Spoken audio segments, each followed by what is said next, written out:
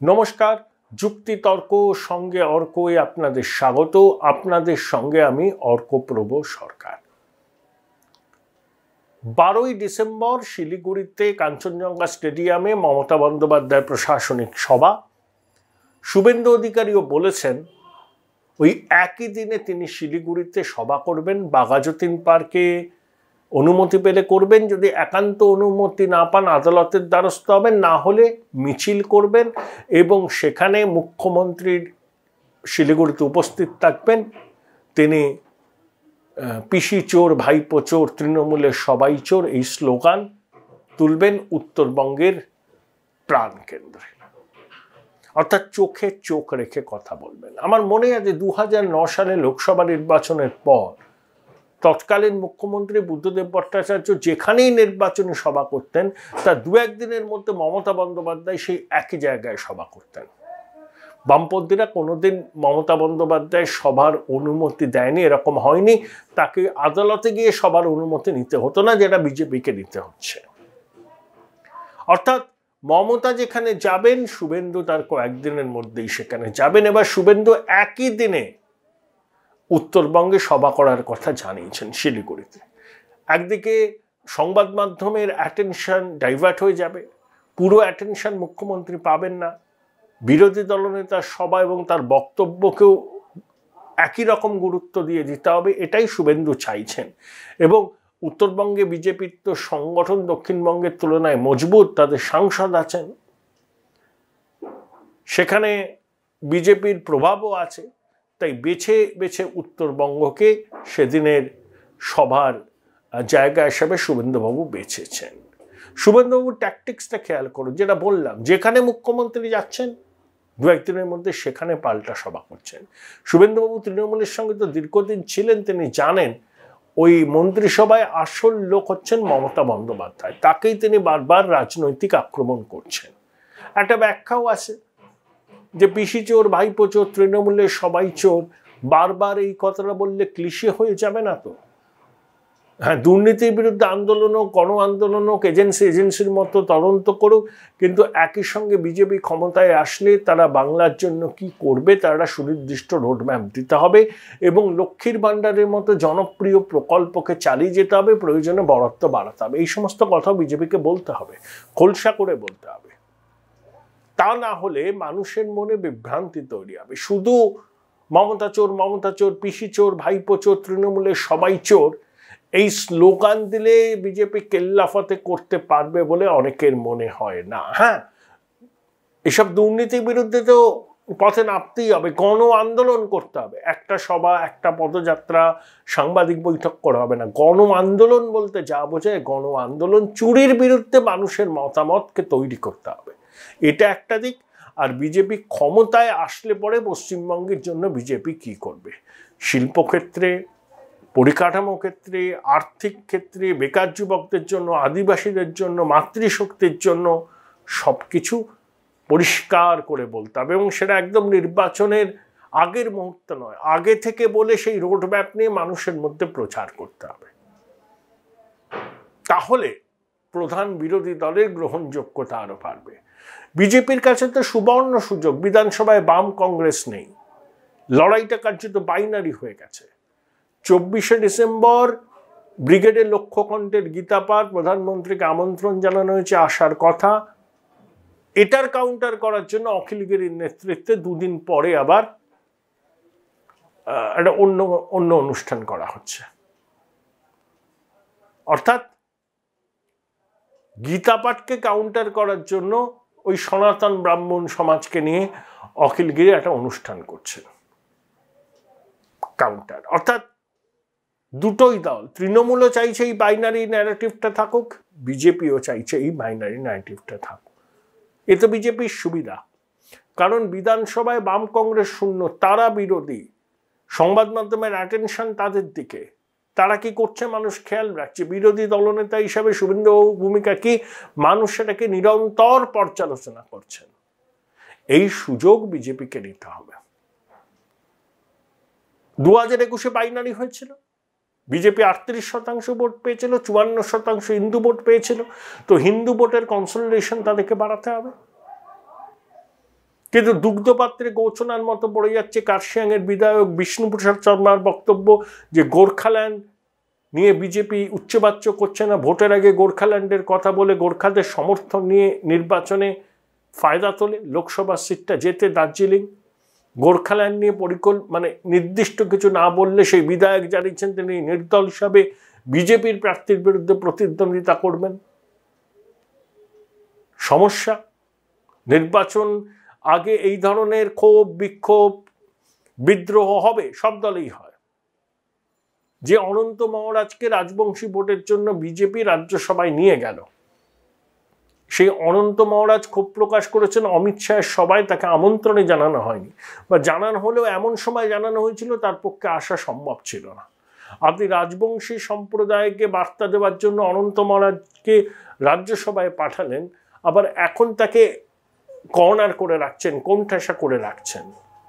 তাহলে অনন্ত মহারাজকে বেশি হাইলাইট করলে কি গ্রেটার কোচবিহারের দাবি আবার বেড়ে উঠবে, তাতে রাজ্য বিজেপির সমস্যা হবে? সেই নিয়ে কি অনন্ত মহারাজকে কিছুটা সাইড লাইনে পাঠিয়ে দেওয়া হয়েছে? এই প্রশ্নগুলো উঠছে এবং বিজেপির কাছে অস্বস্তির কারণ বিজেপিকেই ক্ল্যারিফাই করতে হবে, কোনো শাক দিয়ে মাছ ঢাকলে চলবে না। সমস্যাটা কি, অনন্ত মহারাজের সঙ্গে তাদের সম্পর্ক কি সেটা জানাতে হবে।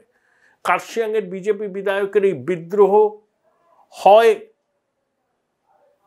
বিদ্রোহীদের সঙ্গে কথা বলে সলিউশনে আনতে হবে, কিছু হয়নি এরকম একটা হয়, বড় দলে এরকম হলে দল নিজের পথেই চলবে, এইসব ছেঁদো যুক্তিতে মানুষ কিন্তু বিশ্বাস করবে না। শুভেন্দুবাবু চোখে চোখ রেখে কথা বলছেন, এটা ঠিক। এই পুরো বিষয় নিয়ে বিজেপি বিধায়কের বিদ্রোহ, অনন্ত মহারাজের সাইড লাইনে চলে যাওয়া, শুভেন্দুবাবুর সভা, এই যে চোট চোট স্লোগান তুলে বিজেপির নেতৃত্বের রাস্তায় নামা, পুরো বিষয়টা নিয়ে খোলামেলা কথা বলেছিলাম অধ্যাপক এবং রাজ্য বিজেপির অন্যতম মুখপাত্র বিমল শঙ্কর নন্দর সঙ্গে। 12ই ডিসেম্বর শুভেন্দু উত্তরবঙ্গ সফরে যাচ্ছে, তার আগে দুটো ঘটনা ঘটেছে। এক, কার্শিয়াংয়ের বিধায়ক বিষ্ণুপ্রসাদ শর্মা সরাসরি বিদ্রোহই করেছেন আর কি, বলেছে গোর্খাল্যান্ডের প্রতিশ্রুতি বিজেপি ভোটে আগে দেয়, পালন করে না, পালন না করলে নির্দল হিসাবে তিনি দাঁড়াবেন দলীয় প্রার্থীর বিরুদ্ধে। আর দুই, অনেক দিন ধরে কোনো অনুষ্ঠানে দেখতে পাচ্ছি না আপনাদের রাজ্যসভার সাংসদ অনন্ত মহারাজকে, কোথায় গেলেন এরা? দেখুন, একটা কথা বলেছি, কেউ যদি বলে যে সে নির্দল হয়ে দাঁড়াবে সেটা তার সিদ্ধান্ত, দল সেখানে কিছু করতে পারে না। এক, দ্বিতীয় কথা, ভারতীয় জনতা পার্টি কি কোনো কালে বলেছে যে আমরা আমাদের গোর্খাল্যান্ড দিয়ে দেবো? কোনো কালে বলেনি। ভারতীয় জনতা পার্টি এই সমস্যার সন্তোষজনক সমাধান করবে এইটুকুই প্রতিশ্রুতি দিয়েছে। কারণ সন্তোষজনক সমাধান মানে গোর্খাল্যান্ড কোথাও বলা হয়ে যে বলা হয়নি। সুতরাং এই সমস্যার সন্তোষজনক সমাধানের একটা চেষ্টা করা হবে যেটা সবার কাছে গ্রহণযোগ্য হয়। একদিকে গোর্খাদের আবেগ, অন্যদিকে পশ্চিমবাংলার ঐক্য সম্পর্কে শ্যামাপ্রসাদ মুখার্জির ভাবনা। ভারতীয় জনতা পার্টিকে দুটি বিষয় মাথায় রেখেই এগোতে হবে। তাই কেউ চাইলেই গোর্খাল্যান্ড দিয়ে দিতে হবে, ব্যাপারটা এত সহজ নয়। এটা গেল একটা। দ্বিতীয় কথা হচ্ছে, অনন্ত মহারাজ তিনি নির্বাচিত হয়েছেন ভারতীয় জনতা পার্টির ভোটে এবং দলের হয়েই কাজ করছেন। সুতরাং মানে দল যা যা দায়িত্ব দিচ্ছে কাজ করছেন, সুতরাং তাকে নিয়ে এই মুহূর্তে চিন্তা ভাবনার কোনো কারণ আছে বলে আমি অন্তত মনে করছি। তিনি জানিয়েছেন যে অমিত শাহের সবাই তাকে একেবারে শেষ মুহূর্তে নামকা ওয়াস্তে একটা টেলিফোন করে বলা হয়েছিল, উনি ডাকি পাননি, কার্যত দিল্লিতে ছিলেন।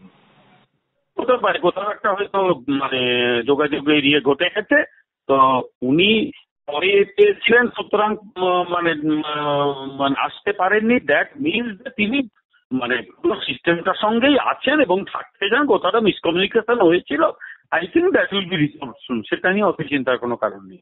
মমতা চোর বলে শুভেন্দু সহ বিরোধীরা যে আক্রমণ করছে, এটা বুমেরাং হয়ে যাবে না তো? কারণ বিধানসভা নির্বাচনের আগে শুভেন্দুবাবু মমতাকে বেগম খালা বলেছিলেন, তা অনেকে আমাদেরও বলেছিলেন, যে আমিও শুভেন্দুবাবুকে জানিয়েছিলাম, আফটার অল মমতা বন্দ্যোপাধ্যায় একজন ব্রাহ্মণ পরিবারের সন্তান, তাকে এভাবে বেগম খালা বলায় অনেক তৃণমূল বিরোধী ভোটার কিন্তু ক্ষুব্ধ হয়েছিলেন। একজন মহিলা মুখ্যমন্ত্রীকে আপনি মমতা চোর বলছেন, তার কিন্তু বিপরীত প্রতিক্রিয়াও হতে পারে, কি বলবেন? দেখুন, আপনি কোনো মানে সিদ্ধান্ত যদি নেন তার নানা রকম প্রতিক্রিয়া হতে পারে, সুতরাং সেটা ভেবেই আপনাকে সিদ্ধান্ত নিতে হবে। আপনি মূলত জনগণের ভাবনাকে প্রতিফলন ঘটাচ্ছেন কি না, আপনি এমন কিছু অবাস্তব কথা বলছেন কি যেগুলো মানুষ বলবে না এইটা মিথ্যে কথা। আমি কতগুলো কথা বলি, সেটা হচ্ছে নির্বাচনে পরে একটা সরকার গঠন করেছে, পরপর 3 বার একটা দল সরকার গঠন করেছে নির্বাচিত হওয়ার মাধ্যমে, এবং আমাদের সংসদীয় গণতান্ত্রিক ব্যবস্থায় মানে মন্ত্রিসভা কিন্তু যৌথভাবে দায়বদ্ধ। যখন পার্থ চ্যাটার্জির বিরুদ্ধে তদন্ত হচ্ছে তখন ফিরহাদ হাকিমের কথা কি আপনার মনে আছে? উনি বলেছিলেন যে আমাদের যৌথ দায়বদ্ধতা রয়েছে, পার্থ চ্যাটার্জি কিছু করলে তার দায় আমাদের উপরেও বর্তায়। কিন্তু যখন পার্থ চ্যাটার্জি গ্রেপ্তার হলেন, তার বান্ধবীর বাড়ি থেকে কোটি কোটি টাকা তালতাল সোনা পাওয়া গেল, তিনি বললেন এই পার্থ চ্যাটার্জিকে আমি চিনি না। তখন বেমালুম যৌথ দায়িত্ব ছিল তা অস্বীকার করলেন কি করে? বিগত বহুদিন ধরে, এ তো 1-2 বছরের ঘটনা নয়, বহুদিন ধরে এই ধরনের দুর্নীতি ঘটে যাচ্ছে। এখন মন্ত্রিসভা এবং তার শীর্ষে যিনি আছেন তারা যদি দায়িত্ব না নেন তাহলে কি ভূতের দায়িত্ব করবে? এখানে একটা অদ্ভুত কথা এই শাসক দলের পক্ষ থেকে বলে যে চুরি করেছেন তার ব্যক্তিগত ব্যাপার, দল তার দায় নেবে না। দল তার দায় না নিক, মন্ত্রিসভা তার দায় নেবে, কারণ একজন মন্ত্রী যদি অপরাধ করেন মন্ত্রিসভাকে দায়িত্ব নিতে হবে। এবং এখনো পর্যন্ত এই মন্ত্রিসভা এই চোরগুলো পাশে দাঁড়াচ্ছে। বলা হয়েছে যে হ্যাঁ এরা অপরাধ করেছে, এটা মন্ত্রিসভা থেকে সরিয়ে দিলাম। বারবার বলা হয় যে এরা কি করেছে, কি এমন অপরাধ করেছে, অর্থাৎ এরা এখনো এই তৃণমূলের সর্বোচ্চ নেতৃত্ব including the chief executive of the state তিনি মনে করছেন, তারা মনে করছেন যেটা এমন কিছু অপরাধ নয়। তো কমন ম্যানস পারসেপশন তাহলে কি হচ্ছে? কমন ম্যানস পারসেপশন হচ্ছে যে নিশ্চয়ই এখানে কিছু অপরাধ হয়েছে এবং সেই অপরাধ প্রশ্রয় দেওয়া হয়েছে। এখন জনমতের প্রতিফলন ঘটাচ্ছেন বিধানসভায় বিরোধী দল নেতা এবং তার মানে ভারতীয় জনতা পার্টির যারা নির্বাচিত বিধায়করা। তাই জনমতের প্রতিফলন তো আপনাকে শুনতেই হবে। আর সেই জনগণ যদি মনে করে ভুল, তাহলে জনগণ সেটা মনে করবে।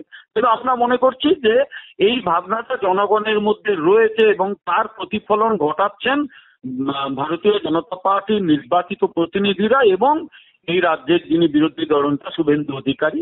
আরেকটা এই প্রসঙ্গে কথা বলি যে শুভেন্দু অধিকারী কিন্তু একটা বিষয়টা অন্তত এটুকু প্রমাণ করে দিয়েছেন যে তিনি ওরকম ঠান্ডা করে বসে থাকা বিরোধী দলের নেতা নন, যেটা বহুদিন ধরে এ রাজ্যে একটা ট্র্যাডিশন হয়ে গিয়েছিল। বিরোধী দলের নেতা ঠান্ডা করে বসা একজন ব্যক্তি, সেটা হয় না। উনি মাঠে মাঠে দৌড়চ্ছেন এবং যার যা প্রাপ্য সেটা দিচ্ছেন, এবং যার জন্যই এই সরকার তাকে জেলে পাঠানোর জন্য কোটি কোটি টাকা খরচ করে সুপ্রিম কোর্ট অব্দি দৌড়চ্ছে। তাই জনমতের প্রতিফলন ঘটানো হচ্ছে, এখানে অন্যায় কিছু আছে বলে আমি মনে করি না। Thank you Bimal da, thank you. Thank you, thank you.